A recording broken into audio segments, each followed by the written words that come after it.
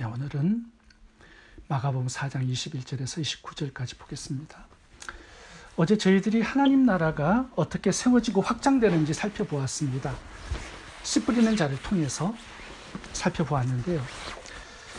씨 뿌리는 자가 있어야 되고요. 씨를 받는 자가 있어야 된다 말씀을 합니다. 오늘 본문도 씨 뿌리는 비유가 계속 이어지고 있습니다. 26절 봅니다. 또 가라사대 하나님의 나라는 사람이 씨를 땅에 뿌린과 같으니, 어제도 씨 뿌리는 비유, 오늘도 씨 뿌리는 비유죠. 그런데 다른 점이 하나가 있습니다. 이것 때문에 오늘 본문이 나오는 거예요. 어제는 씨 뿌리는 자와 씨 뿌리는 자의 마음에 초점을 맞추었죠. 근데 오늘 본문은 씨 자체에 초점을 맞추고 있습니다. 씨는 하나님 말씀입니다. 그러니까 말씀에 초점을 맞추고 있는 것이에요. 이 말씀이 하나님의 나라를 세우고 하나님의 나라를 확장하는 핵심이 된다는 것입니다. 씨에 대한 세 가지 교훈을 살펴보겠습니다. 첫 번째, 씨는 자체의 생명력을 가지고 있습니다. 말씀 자체의 생명력이 있는 거죠. 그러니까 하나님 나라가 어떻게 세워지느냐? 씨 뿌리는 자가 핵심이 아니에요. 씨를 받는 사람들의 마음이 옥토밭이냐? 이것도 핵심이 아닙니다. 하나님 나라의 핵심은요, 씨앗 자체, 말씀 자체에 있다는 것입니다. 하나님 나라가 세워져요. 사람들이 구원을 받아요. 하나님 나라가 확장돼요. 그 이유는 씨 자체, 말씀 자체의 생명력을 가지고 있기 때문이에요. 설교자가 탁월해서 그런 것도 아니고요. 듣는 사람들의 마음이 너무 좋기 때문도 아니에요. 말씀 자체의 능력이 있기 때문이다 말씀하고 있습니다. 27절 8절 읽어보겠습니다. 저가 밤낮 자고 깨고 하는 중에 씨가 나서 자라되 그 어떻게 된 것을 알지 못하느니라. 씨 뿌리는 자가 이 씨가 어떻게 자라고 열매 맺는지 모른다는 거예요. 왜 그렇죠? 이게 씨 뿌리는 자의 영역이 아니기 때문입니다. 씨앗 자체의 생명력이 있기 때문에 싹이 나고 자라고 열매를 맺게 되는 거죠. 28절도 보겠습니다. 땅이 스스로 열매를 맺되, 그러니까 땅이 뭘 잘해가지고 열매를 맺는 게 아니라 씨앗 자체의 생명력이 있기 때문에 열매를 맺게 된다는 거예요. 땅이 노력해서 열매를 맺게 하는 것이 아니다라는 거죠. 그러니까 하나님의 말씀에 생명력이 없다면 씨 뿌리는 자도 소용이 없고요. 씨를 받는 옥토밭도 소용이 없습니다. 이 씨의 생명력이 있기 때문에 이 구원도 받는 것이고 하나님의 나라도 확장이 된다는 거예요. 그러니까 핵심은 하나님의 말씀에 있다라고 말씀하고 있는 것입니다. 우리 집에 여러 가지 씨를 땅에다가 심었습니다. 호박도 나고 참외도 열렸어요. 제가 무슨 노력을 해서 그런 게 아니라 자체의 생명력을 가지고 있기 때문에 그냥 뿌리니까 저절로 참외도 나고 호박도 나고 그러더라고요. 마찬가지로 하나님의 나라가 어떻게 세워지는가? 말씀으로 세워지는데 말씀 자체의 생명력이 있기 때문에 그렇다 말씀하고 있는 것입니다. 이렇게 말씀을 우리가 전파하잖아요. 아무 일도 일어나는 것 같지 않습니다. 그렇죠? 그런데 말씀이 떨어지는 그 시간부터 이 말씀의 생명력이 역사하기 시작하는 겁니다. 그래서 시간이 지나잖아요. 그럼 그 사람이 변화되고 성장하고 인격과 성품에 변화가 오고 하나님을 닮고 어떤 사람은 사역자가 되어서 전도도 하고 선교도 하고 영혼 구원의 열매를 맺는 것이죠. 하나님의 말씀의 생명력이 있기 때문에 그렇게 되는 것입니다. 우리가 말씀을 묵상해요. 우리 내면에 씨를 뿌리는 겁니다. 하나님의 말씀. 근데 그 말씀의 생명력이 있기 때문에 묵상하는 것이 아무것도 아닌 것 같아 보이지만 이제 시간이 지나면 내 생각, 언어, 감정, 의지, 행동에 어떤 변화가 찾아옵니다. 말씀 묵상해도 지금은 아무 변화가 일어나는 것 같지 않아 보여요. 근데 포기하지 않고 지속적으로 말씀을 묵상하잖아요. 그럼 시간이 지나면 믿음이 생깁니다. 믿음이 견고해집니다. 성령의 9가지 열매가 나타납니다. 사역자가 되어서 말씀을 전파하고 영혼들을 구원하고 하나님의 나라를 세우고 확장하는 주인공이 되는 거예요. 우리가 이 사람은 길가밭, 돌짝밭, 가시덤불밭, 옥토밭 이렇게 구별할 필요가 없습니다. 그냥 말씀을 전하면 말씀이 일하기 시작하게 되는 것이죠. 우리가 자녀들에게도 말씀을 가르치잖아요.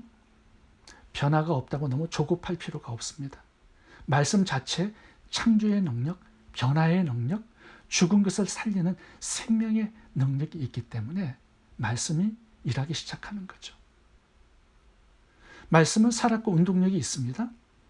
말씀은 하나님의 성령의 검입니다. 말씀의 이 생명력을 믿고요. 말씀을 묵상하고 말씀을 나누고 말씀을 전파할 수 있기를 바랍니다. 두 번째, 말씀의 능력을 판단하고 제한하지 말라는 것입니다. 23절부터 읽겠습니다. 들을 게 있는 자는 들으라. 또 가라사대 너희가 무엇을 듣든가 스스로 삼가라. 너희의 헤아리는 그 헤아림으로 너희가 헤아림을 받을 것이요 또 더 받으리니 있는 자는 받을 것이요 없는 자는 그 있는 것까지 빼앗기리라. 말씀 자체에 생명력이 있다고 말씀드렸습니다. 그래서 씨를 뿌리면 싹이 나고 자라고 열매를 맺습니다. 그래서 주님은 때를 얻든지 못 얻든지 말씀을 전파하라 명령하셨죠. 그런데 말씀을 전파하지 않는 사람들이 있어요. 말씀을 전파하라는 명령을 주님께서 하셨음에도 불구하고 땅끝까지 복음을 전하라고 명령을 하셨음에도 불구하고 말씀 전파에 관심이 없는 사람들이 있습니다. 그 이유가 뭐냐 하면요. 이 씨앗의 생명력을 의심하기 때문이죠. 이 씨앗의 창조의 능력을 자신의 작은 생각으로 판단하고 제한하기 때문입니다. 예를 들면 이 사람 절대로 변화되지 않을 거야. 전도하지 않아요. 내 남편 절대로 바뀌지 않아. 그러면요. 말씀 전하지 않게 됩니다. 내 아들은 안 돼. 이 사람은 길가밭이야. 말씀 안 들어가. 저 사람은 돌짝밭, 저 사람은 가시덤불밭. 예수님 믿지 않을 거야. 그러니까 전도하지 않는 거죠. 안 될 거라고 생각하기 때문에 그렇다라는 거죠. 24절 보겠습니다. 삼가라는 단어가 나옵니다. 그렇게 판단하지 말라는 거죠. 너희의 헤아리는 그 헤아림으로 너희가 헤아림을 받을 것이요. 말씀을 내 생각으로 판단하고 제한하지 말라는 거예요. 이 사람은 내가 말씀을 전하면 안 될 사람 같아 보여요. 그건 우리 생각이에요. 말씀 자체에 생명력이 있잖아요. 그러니까 전하라는 것입니다. 의심하지 말고 불신하지 말고. 우리가 말씀을 묵상하고 있습니다.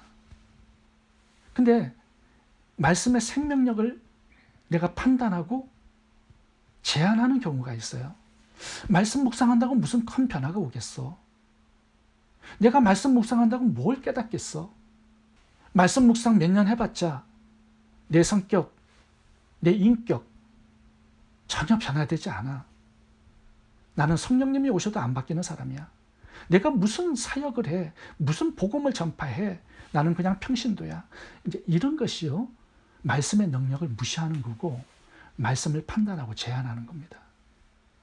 그렇게 헤아리지 말라고 말씀하는 거고 삼가하라는 거죠. 그걸. 왜요?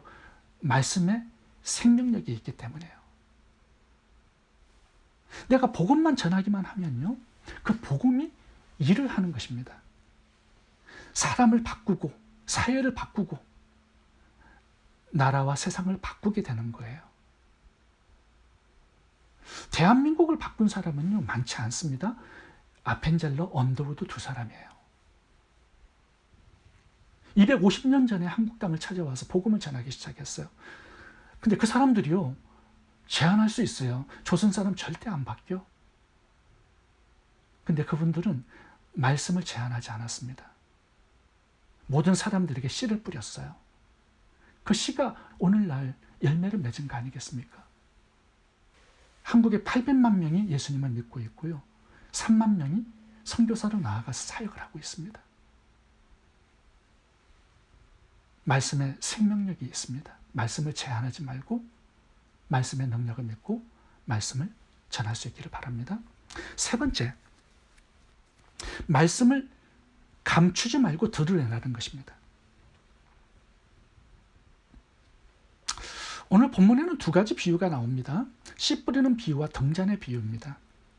앞부분은 등잔의 비유고 후반부는 씨 뿌리는 비유예요.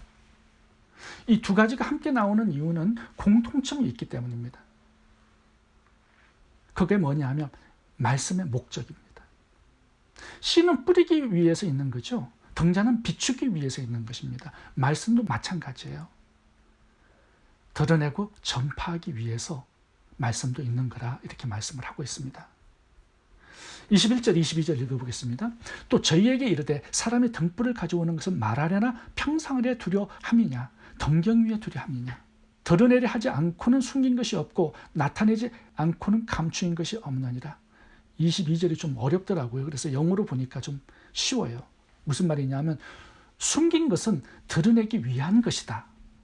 감춘 것은 공개하고 나타내기 위한 것이다. 이 뜻이에요. 하나님의 말씀이 그렇지 않습니까? 예수 그리스도가 비밀이에요. 근데 이거는 감추기 위한 것이 아니라 깨달은 자들이 이것을 드러내고 전파하고 증거하고 세상에 비추기 위해서 이게 감춰져 있는 거예요. 씨가 그렇고 등잔이 그렇다라는 거죠. 씨가 너무 멋있어. 너무나 값진 것이야. 가지고 있어봤자 어떤 능력이 나타나지 않죠. 등불도 마찬가지예요. 이게 뭐 화려한 등불이라고 해서 가만히 가지고 있으면 어두움을 물러가게 할 수 없습니다.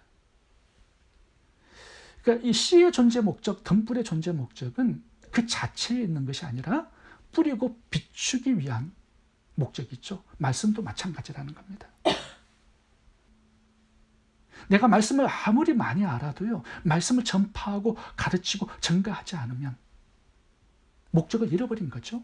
그래서 무가치하게 되는 겁니다. 우리가 말씀을 공부하고 있습니다. 그래서 주님께서 말씀을 풍성하게 깨닫게 해주셨어요. 왜 그래요? 전파하라고, 드러내라고, 비추라고, 뿌리라고 그렇게 하신 거라는 거죠. 근데 말씀을 감추어두고 자기 안에 아무것도 하지 않아. 나누지도 않고 전파하지도 않고 증거하지도 않아. 말씀의 능력과 생명력을 죽이는 겁니다. 내가 살려내야 할 영혼도 죽이는 거예요. 이게 얼마나 큰 심각한 죄악입니까? 그래서 에스겔서 3장을 보면요, 말씀을 전파하지 않을 때, 그래서 다른 사람이 구원을 받지 못할 때 그 핏값을 너에게 찾겠다고 경고하시는 겁니다. 그러니까 말씀을 먼저 깨달은 자, 구원을 받은 자는요, 사명이 있는 겁니다. 말씀을 드러내고 비추고 뿌리고 증거하는 사명을 가진 거예요. 우리가 말씀을 뿌리고 비추면 생명의 역사가, 창조의 역사가, 구원의 역사가 반드시 일어나게 될 것이다, 이렇게 말씀을 하고 있는 것입니다. 싹이 나고 열매를 맺고 어둠이 물러가고 사람들이 예수님을 알게 되고 찾게 되고 믿고 영생을 얻고 하나님의 나라가 세워지고 확장이 된다라는 거죠. 내가 말씀을 전파하기만 하면. 너희는 가서 모든 족속으로 제자를 삼으라. 땅끝까지 이르는 내 증인이 되어라. 천하 만민에게 복음을 전파하라. 복음을 땅끝까지 전파해서 예수님을 비추고 드러나게 하는 것. 이것이 우리들의 사명입니다. 우리 가정, 우리 동네와 사회, 그리고 아프리카, 아시아, 남미, 북한, 전 세계에 씨를 뿌리고요, 빛을 비추어서 예수님을 온 세상의 구원자로 드러나게 하는 이 복음의 사명을 잘 감당하는 저희 모두가 되시기를 바랍니다. 기도하겠습니다.